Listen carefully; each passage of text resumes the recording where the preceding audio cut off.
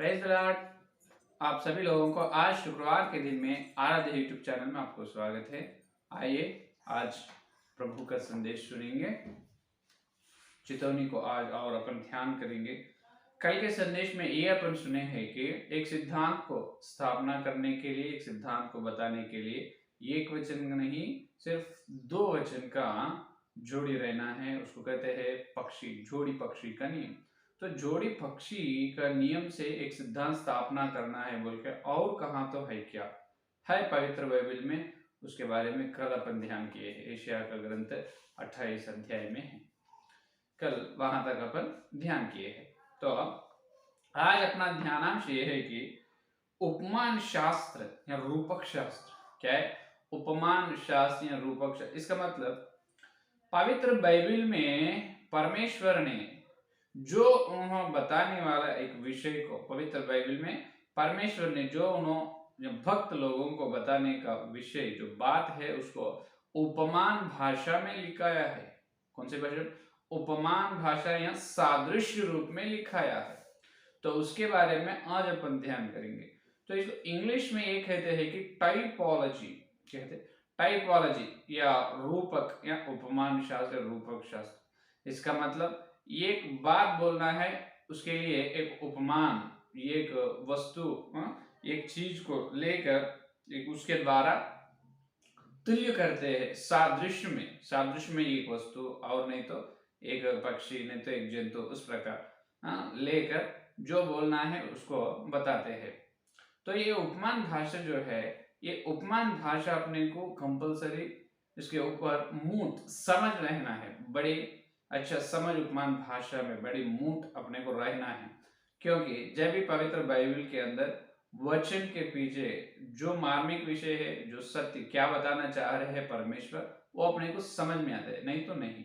क्योंकि पवित्र बाइबल में एक एक वचन के पीछे एक एक बड़ा ग्रंथ लिख सकते हैं। क्या? एक एक वचन के पीछे एक एक बड़ा ग्रंथ लिखने का उतना संदेश, उतना जो अर्थ एक एक वचन के पीछे रहते हैं। हर कुछ को, सारे वस्तु या सारी सृष्टि को सीमा है, लेकिन पवित्र बाइबल वचन को सीमा नहीं है। इसीलिए भजन संहिता में 119 में देखिए, भजन संहिता 119 देखो, 96 देखो, 96 119 और 96 वचन।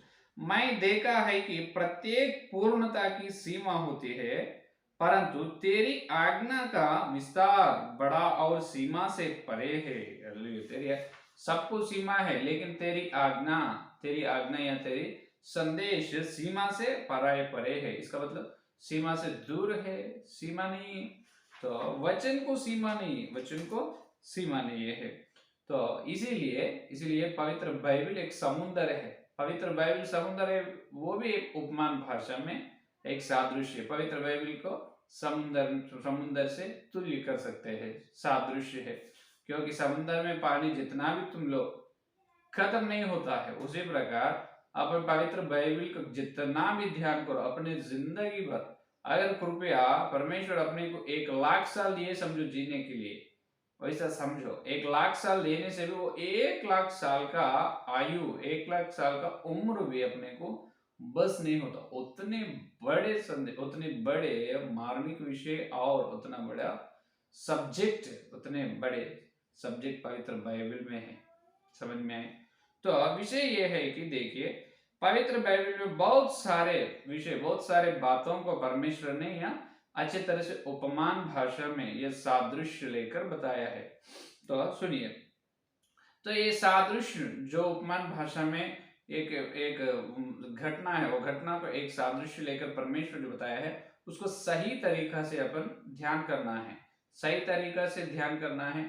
कौन सा उपमान लिया, इस मतलब कौन से वस्तु या कौन से चीज से उसको तुल्य किया गया है, कौन से वस्तु से या कौन से चीज से या कौन से उपमान से जो विषय को तुल्य किया है, उसे पहले ध्यान से देखना है। नहीं तो अपन सही तरीका से उपमान को न देखकर संदेश देने से झूठ शिक्षा निकलता है और वो पूरा बहुत गड़बड़ हो जाता है, बड़े उलझन हो जाता है, कंफ्यूजन हो जाता है। समझ में? तो उपमान भाषा के ऊपर कंपल्सरी अपने को अच्छे मूड रहना है।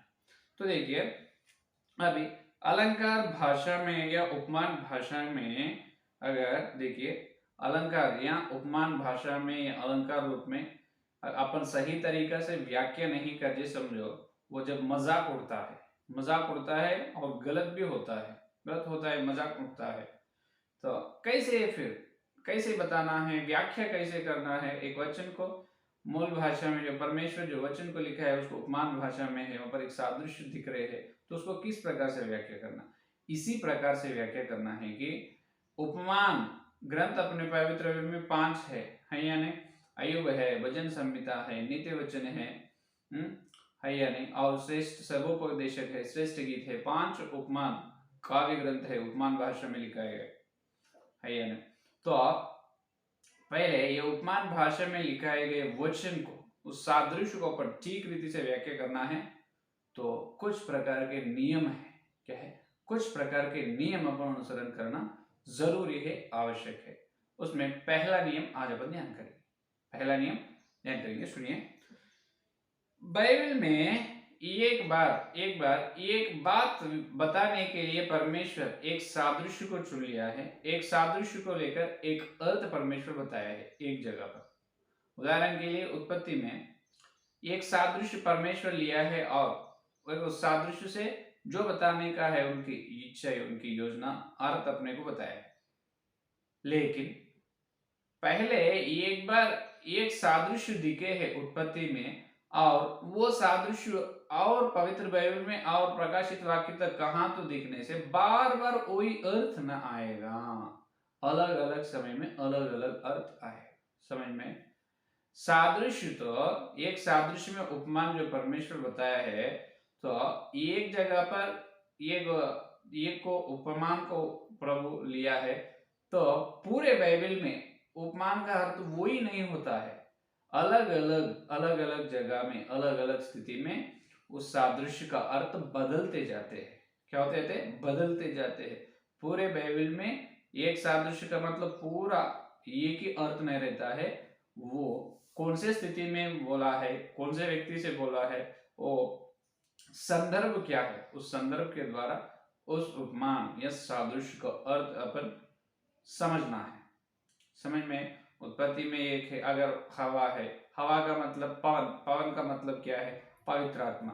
तो उत्पत्ति में पवन का मतलब पवित्र आत्मा दिखे है आपको, तो पूरे पवित्र बाइबल में वो पवन का मतलब पवित्र आत्मा नहीं, और एक संदर्भ में पवन का मतलब वहां पर सादृश्य दूसरे अर्थ रहेगा, और एक संदर्भ में पवन का मतलब दूसरा अर्थ रहेगा। इस प्रकार यह है पहला नियम।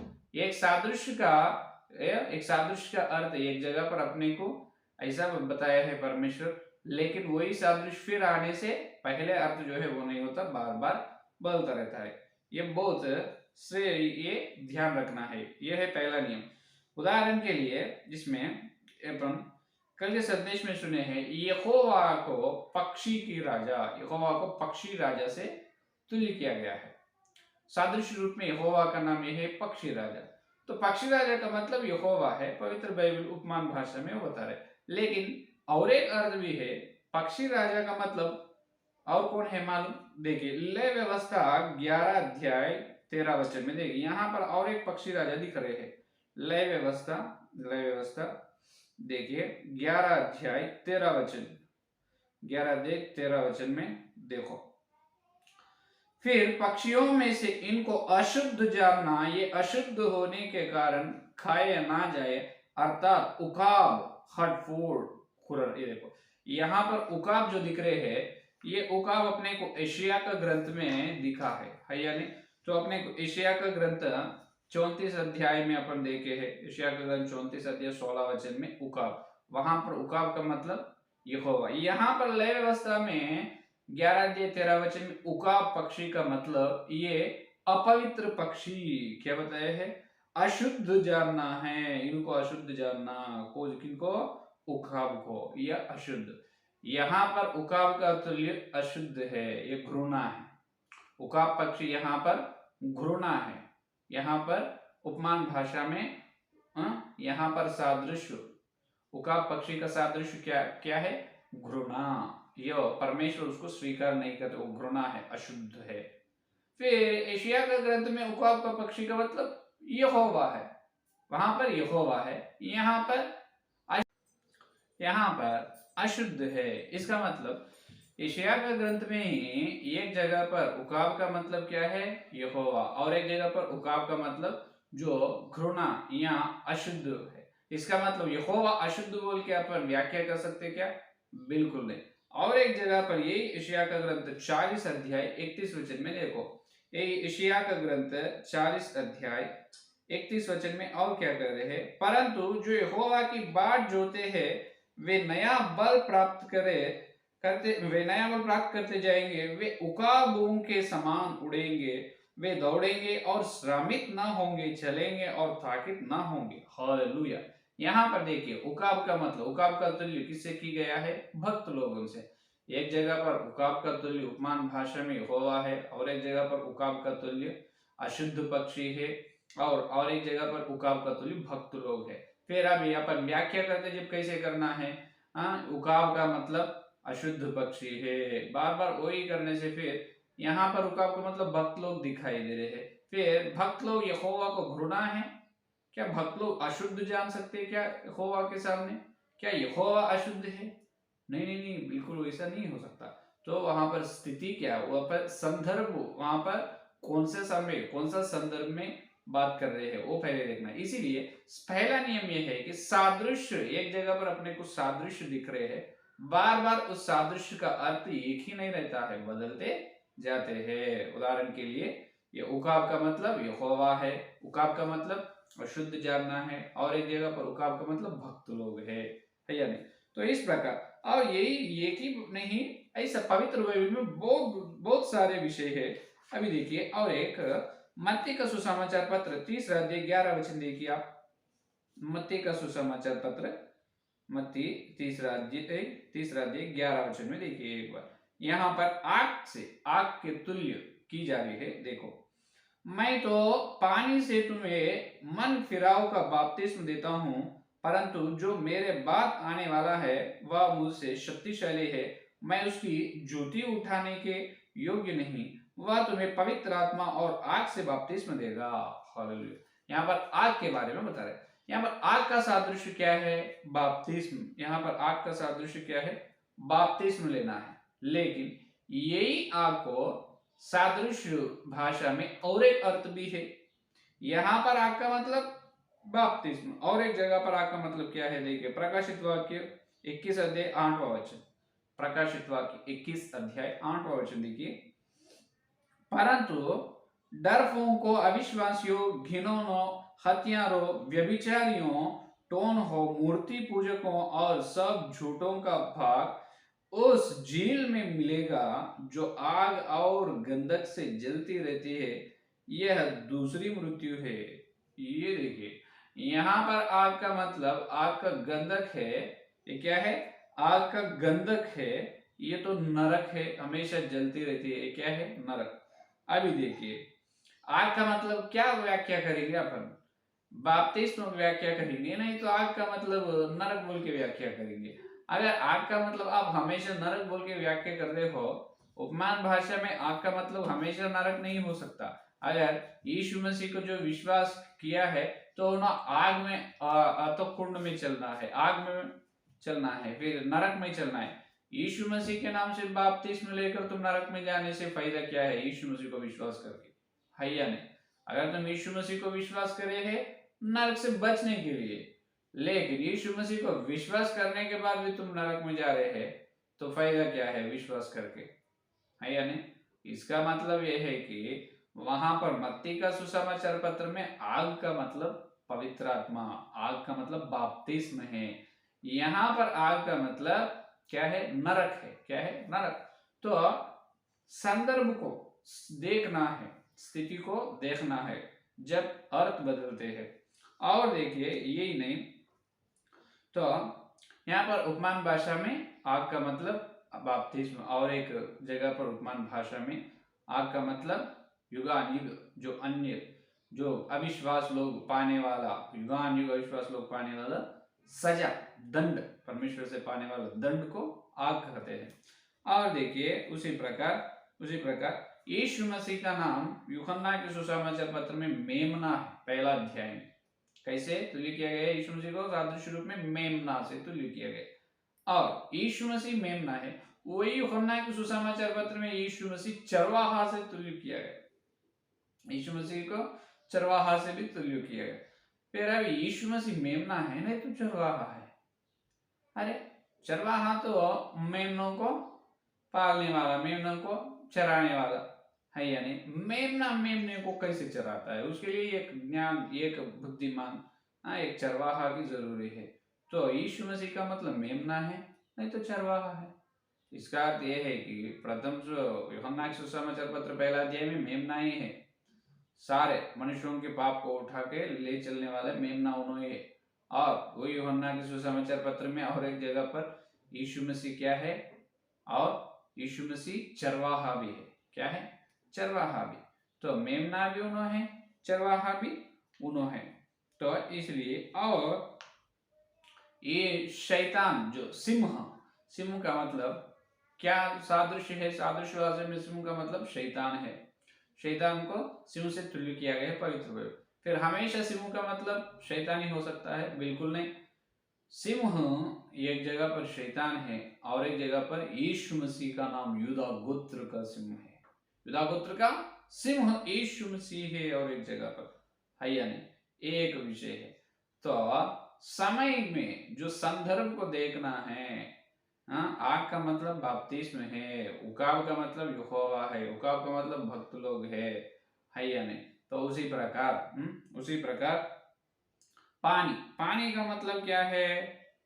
परमेश्वर का वचन। पानी का मतलब कुछ जगह पर उपमान भाषा में पानी का मतलब वचन, परमेश्वर का वचन को पानी से तुल्य किया है। और कुछ जगह पर पानी का मतलब क्या है? जो निंदा, भक्त लोगों के ऊपर आने वाले झूठ प्रचार या निंदा, झूठ प्रचार या निंदा को भी पानी से तुल्य किया गया है उपमान भाषा में, पवित्र बाइबल में। तो ऐसा, तो एक हमेशा पहला नियम क्या है? अपन कैसे व्याख्या करना है उपमान भाषा में? जो सादृश्य अपने को दिख रहे हैं, एक सादृश्य पहले दिख रहे हैं, एक सादृश्य का अर्थ बार बार वही नहीं होता है, और संदर्भ वो कौन सी स्थिति में बात कर रहे हैं वहां पर और बदलते हैं, हमेशा बदलते रहते हैं। ये है आज का ध्यानांश में पहला नियम।